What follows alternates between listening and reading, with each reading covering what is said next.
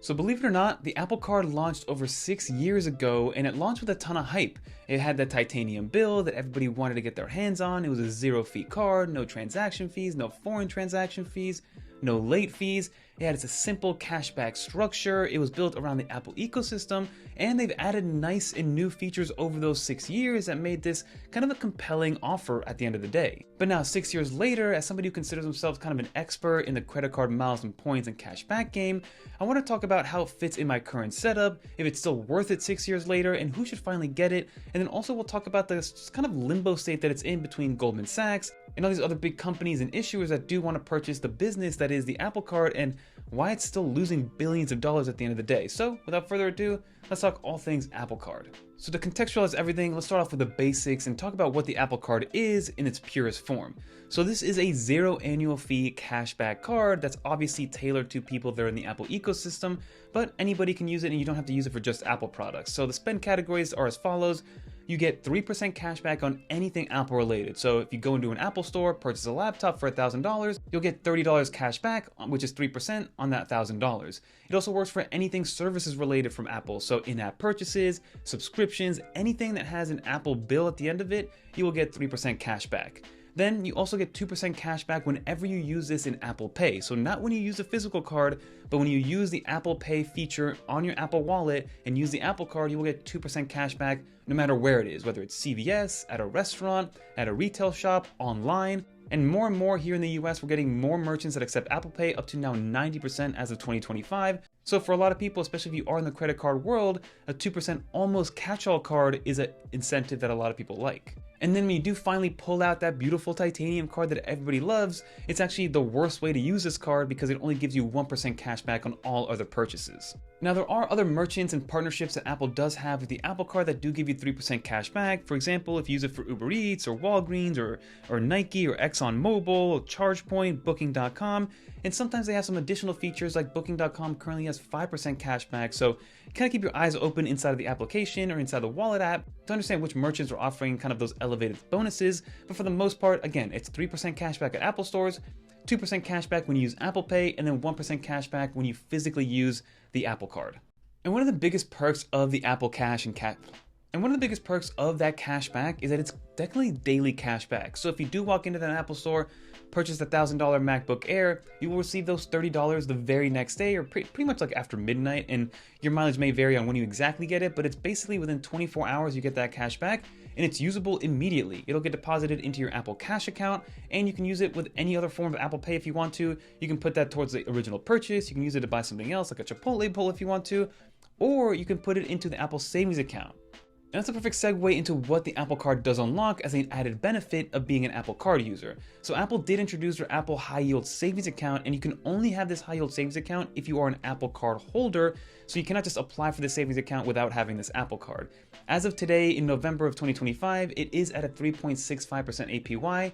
Earlier, about a year and a half ago, it was as high as around 4.1 or 4.15, but across the entire US, these high yield savings accounts have been coming down lower and lower. But 3.65% APY is still much higher than the national average of about 0.05%, so at least your money is growing in there. So if you do have it set up as your daily cashback to go directly into your savings account, that's a nice way to kind of build some side money and some compound interest without really even knowing that it's happening. Another thing that the Apple Card unlocks, especially in the Apple Store, is going to be zero interest purchases. So for some products, whether it is a smaller purchase like AirPods Pro or a larger purchase like an iPhone or a MacBook, you can do anywhere from 6 to 24 months of zero and interest-free financing. Now, depending on who you are, you might like that, you might not, but that's the main way that I personally use this credit card.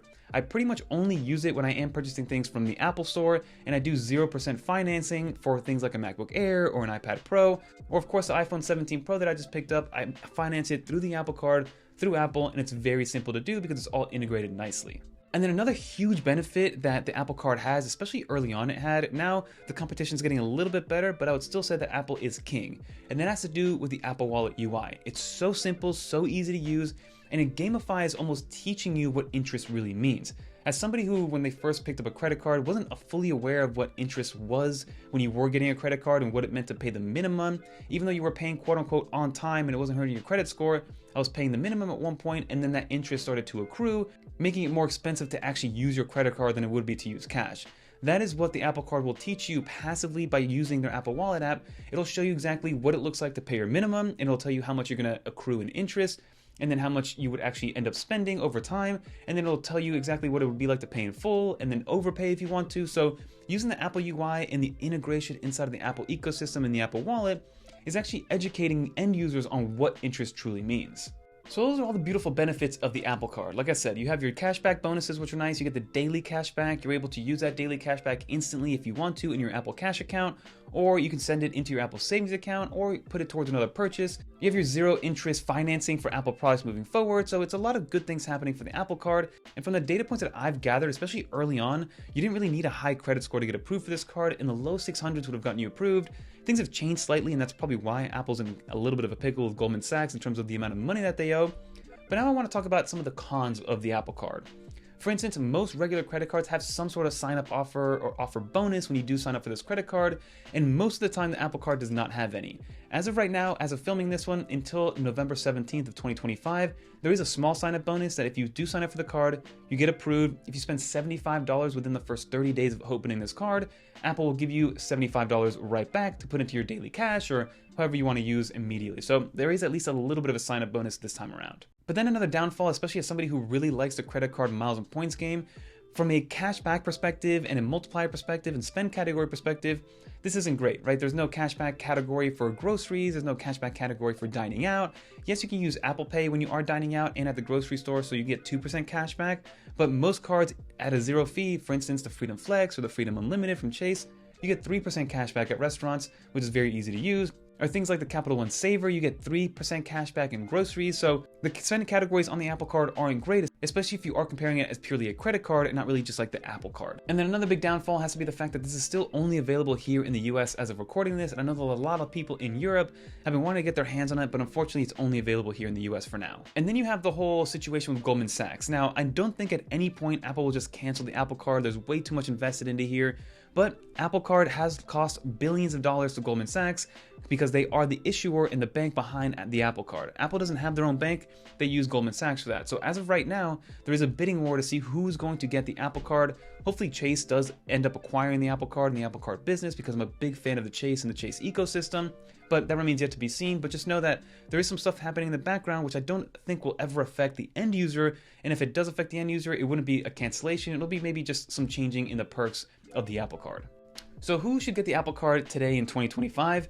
I actually think the Apple Card is a great beginner card because again, it's a zero annual fee card. It teaches you what interest is by paying it off through the Apple Wallet UI. It's very simple to use. The categories are just kind of set it and forget it. Like I said, 3% cashback at the Apple Store, 2% cashback on Apple Pay, 1% cashback on everything else. And of course, if you are deep into the Apple ecosystem, this does bode well as well because it's just so tied into it and it just makes everything so much easier at the end of the day. And this wouldn't be ideal for somebody who's in the credit card game already. There's so many other better cards out there if you're purely looking at a kind of benefit analysis perspective. This is kind of more so for the Apple fanboys out there that aren't really in the credit card game, that just want to get a cool credit card that does have that titanium feel and looks premium. But in reality, it doesn't really wow anybody when you do compare it apples to apples, no pun intended, to other credit cards in that zero annual fee category. So overall, I would kind of give the Apple credit card a C+ or a B- in the credit card game because it's easy to use, it does have its benefits, it does have its perks, it's very tech forward, but at the end of the day, if you just want a good credit card, there are definitely other ones out there that'll give you more benefit at the end of the day. And again, always pay off your card in full and don't kind of accrue any interest because then at the end of the day, it's not worth having any credit card for that matter. But let me know in the comment down below what you think. Also, definitely try out an app called Card Pointers, which will leave link down below. It kind of helps you out in understanding all the spend categories for things like the Apple Card and other cards that are out there. They do have a free trial, so definitely check them out. And it's something that I've been using for years now at this point. But that'll do it for this video, everybody. Let me know in the comment down below. Do you have an Apple Card? Have you used an Apple Card before? Have you gotten it and canceled it? What kind of credit score did you have? I would love to get some data points down below in the comments so people understand what to look for to get approved if they don't have it. And what do you think is going to happen with it when it does move on to another issuer or another bank provider once it does leave the Goldman Sachs ecosystem? Always curious to know your thoughts, but that'll do it, everybody. If you made it to the end, leave a little dolphin or maybe leave a little credit card as well. So I know you made it to the end. And if you guys want to watch more videos like this one, definitely check out my in-depth video on the Apple Wallet app, which I'm going to revisit because there's a lot more that meets the eye with this Apple Card. Because again, look, there's no credit card number on this card. The more you know. But until next time, I'm Fernando. Peace.